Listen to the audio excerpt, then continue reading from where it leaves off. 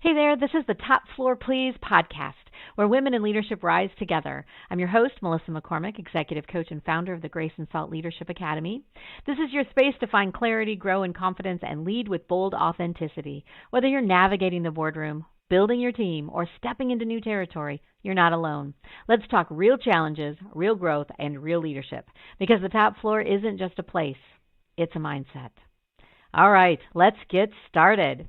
All right, here we are, here we are, here we are. Let me get everything together.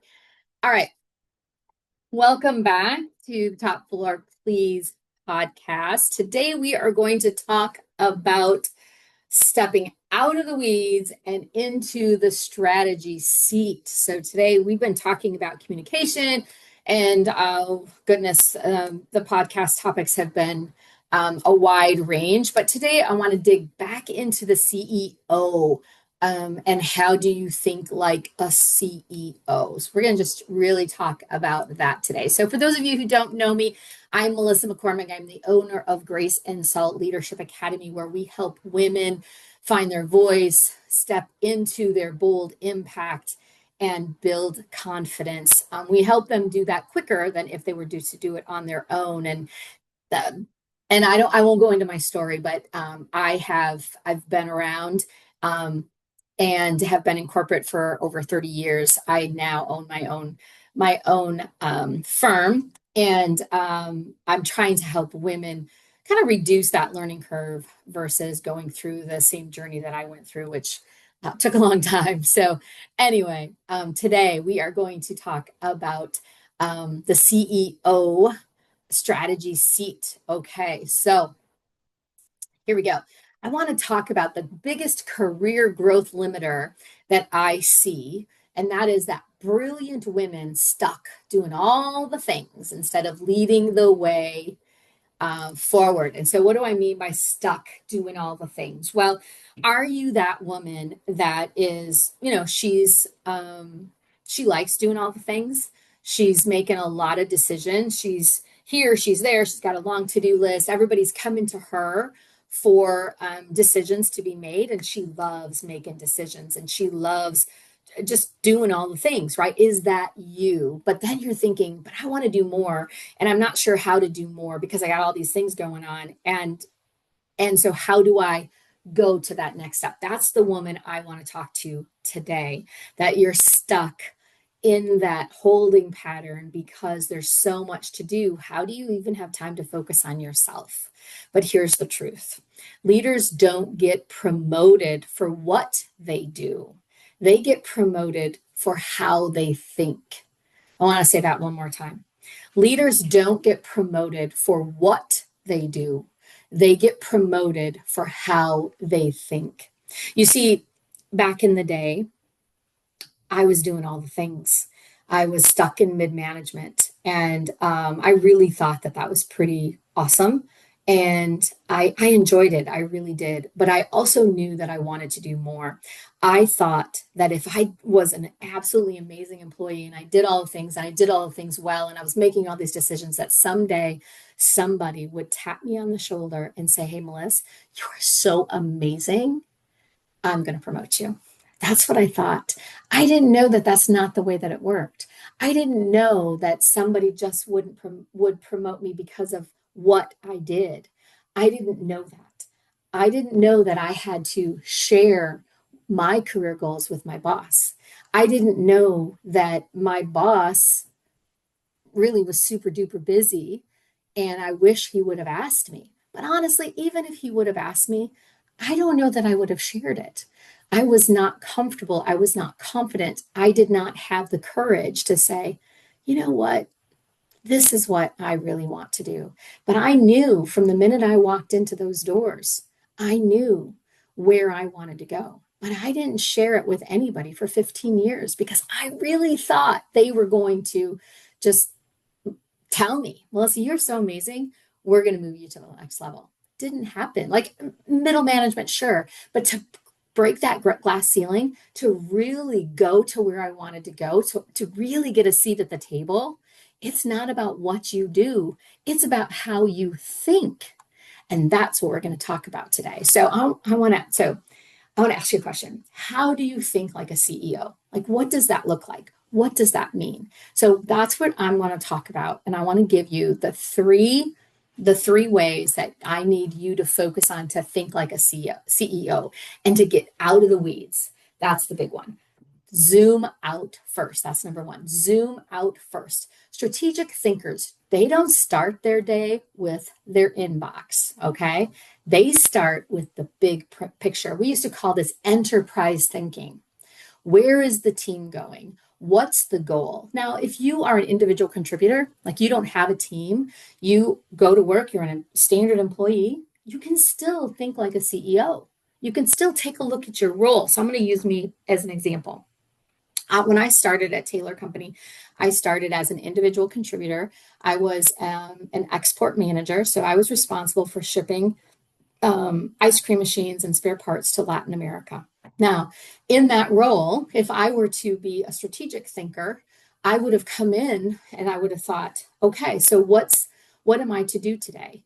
And instead of I have this shipment, this shipment, this shipment, it would have been, okay, today I need to zoom back out. I need to go, I need to ship 10 shipments today in every day until the end of the month in order to meet our financial goals. That's strategic thinking. I would have taken our department and said, okay, since everything, our financial numbers are contingent on what we order and what we ship from this department, then how do I break that down to make sure that every day we're shipping the amount we're supposed to ship so that come July 30th or 31st, we have made our numbers, right? Those are the kinds of things that you need to think about. Or you might step back if you're in customer service and you might say, how many telephone calls do I need to answer? How can I increase our customer satisfaction? What does that look like? Where is our team going? What does our financial future look like? And it doesn't have to be all financial stuff. I mean, that's where I go because that's what I'm used to.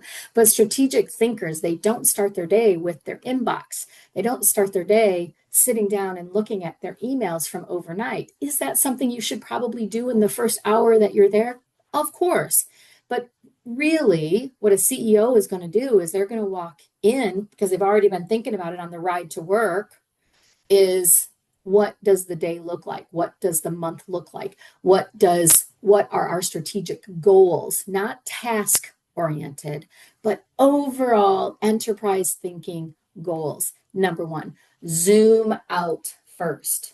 So think about that. Even if you're an individual contributor, I want you to learn how to zoom out. What is it that what role do you have in the organization? Where do you fit? And guess what? If you don't know, I want you to ask. If you aren't quite sure how your customer service role or you're a technician or your whatever your role is, fill in the blank role. If you aren't quite sure how your role fits into the enterprise, like what is your value? I need you to ask. You need to talk that through with your boss. It's very important for you to know where you fit so that you know the value you bring and that you are just not a worker. You are a strategic thinker that really wants to help contribute to the overall success of the company. And number one, zoom out first. Number two, remove yourself from the work. Okay, this is a hard one, especially those individual contributors, because you're the ones doing the work. Delegate what you can. So if someone else can do it 80% as well as you, delegate it.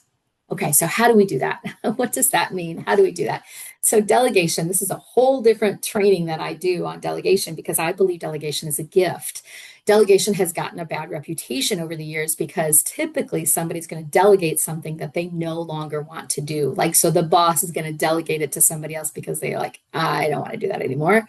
I want to be a CEO and I want to be a strategic thinker. Strategic thinkers don't do this. Well, in today's world, quite frankly, we are asking our employees to do more work with less people, right? That's totally right. So how do we delegate, Melissa? How do I delegate to somebody else? I'm not saying you delegate your work. What I am saying is I want you to take a look at your work? And what is on your desk? What is your sweet spot? Like, what do you do that nobody else can do? And what do you do that somebody else can do? So when I say delegation is a gift, what I mean by that is that by giving somebody else additional responsibility or a new role or a new task, you are helping them become stronger, and you are giving them more education and just more responsibility, right? So it all depends on your approach. Now, if you are truly delegating because you don't want to do it anymore, then that is not what I'm saying. I am saying I want you to look at what's on your desk, and I want you to eliminate the things that you no longer should be doing. Sometimes, like in the last podcast, I talked about doing all the things. Most women just do all the things. Like, we continually take on more and more and more, but we don't get rid of anything else. Well, you can never become a CEO, strategic thinker, if you're taking on and you're not letting things go.